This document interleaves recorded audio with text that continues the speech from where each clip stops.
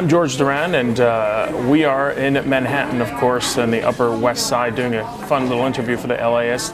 I am currently the host of TLC's Ultimate Cake Off, and a lot of you probably know me through some of the stints I've done with Food Network, Ham on the Street, Secret Life of, author of a cookbook, etc. And I work on the Upper West Side on the weekends too, high heels, the whole get-go, and very, adult-oriented business. But that's another part of my life.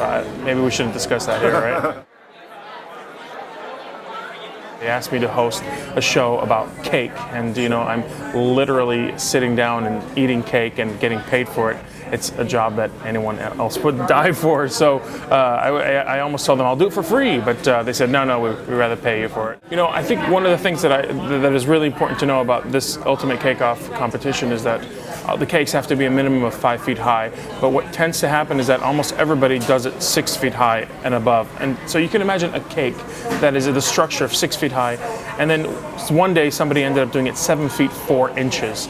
This was the tallest structure I've seen. I mean, I live in Manhattan, I see skyscrapers every day, but to see something 7 feet tall and 4 inches made out of cake was just out of this world, and we were very lucky. It almost fell at one point, but they're pretty solid structures at the end of the day, and it's quite a sight to see something so tall. And I'm 6'2", and I'm telling you, I could not see the top of that cake. We do a lot of research on the show, and we end up looking for a client, somebody who needs a cake for their enormous event.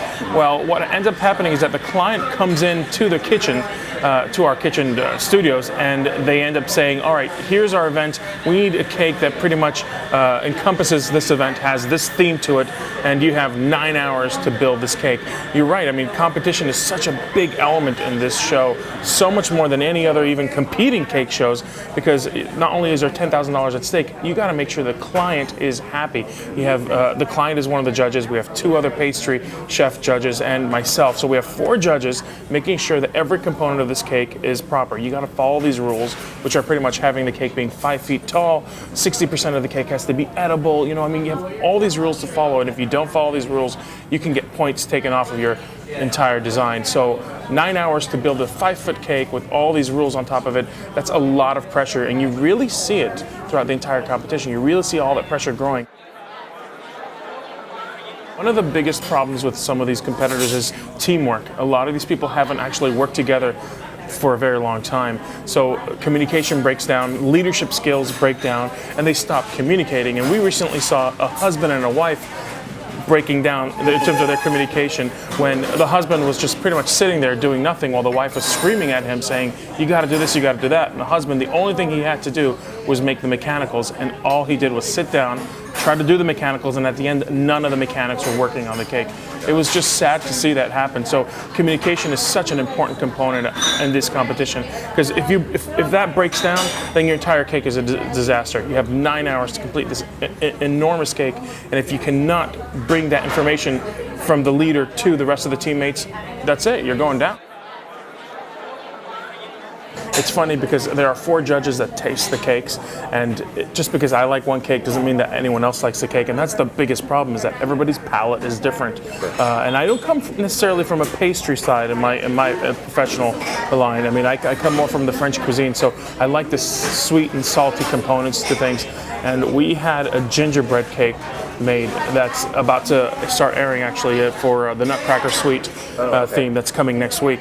And that gingerbread cake, it was like the fluffiest, moistest gingerbread cookie, essentially. That's what it kind of tasted like. And believe it or not, it did not win. And the reason it didn't win is because my palate was just separately conformed to the rest of the judges. And 3 beats 1, last I checked. The funny thing is that I've heard, and I've seen it, that it kind of seems like every person, there's 2 timeouts in the competition for 30 minutes. One is the skills test and one is the taste test.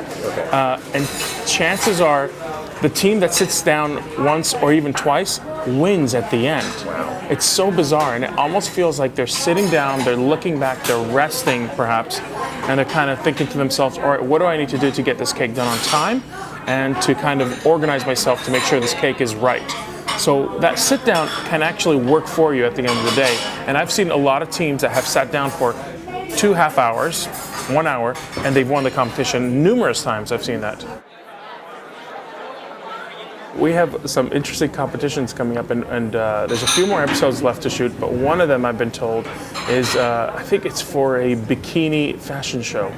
And I'm not into those things. That's not something I would do. It's just not, I'm really forced to be a judge in a bikini fashion. It's I don't know if I can do this, actually. I might have to just forfeit and not come to work that day, but...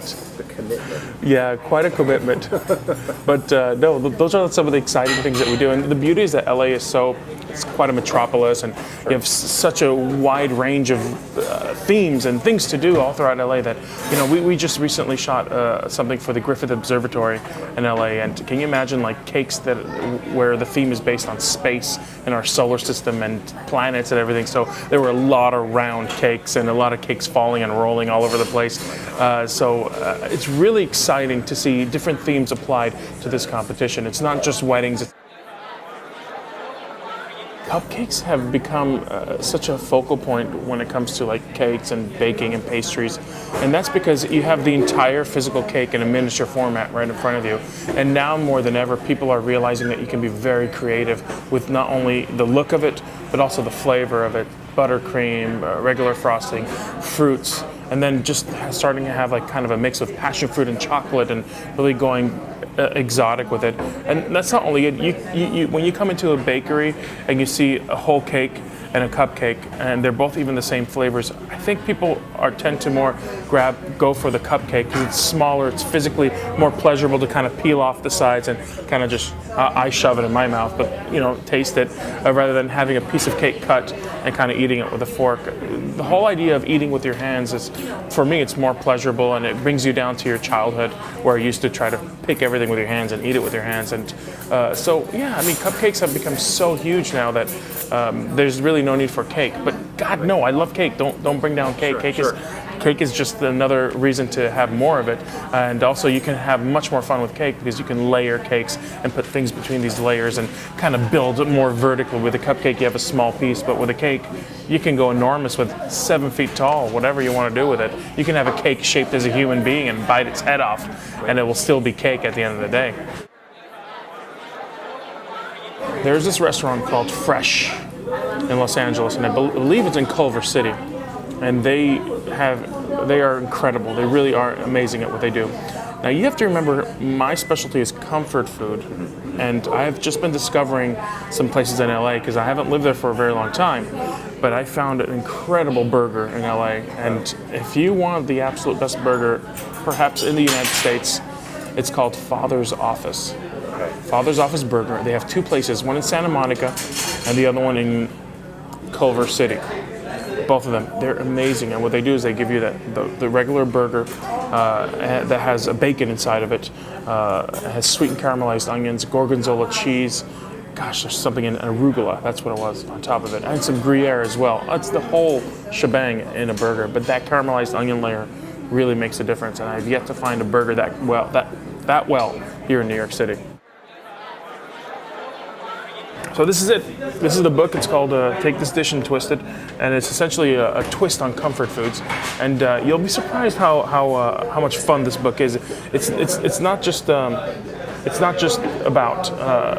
cooking, with regular ingredients, and it's a lot about taking those comfort foods that you love and really twisting them. So I'm going to show you some of my favorite recipes in here. For example, there is this recipe called chocolate soup in it, and it's unbelievably easy to make, but really good. So essentially, it's like a very thickened hot chocolate, so thick that you have to eat it with a spoon. There's this recipe called balsamic roasted Brussels sprouts, and they essentially turn people who hate Brussels sprouts into falling in love with them after they try this recipe. A lot of comfort foods, a lot of beautiful pictures, a lot of tips. It's called Take This Dish and Twist It, and they sell it everywhere. And this one's for you.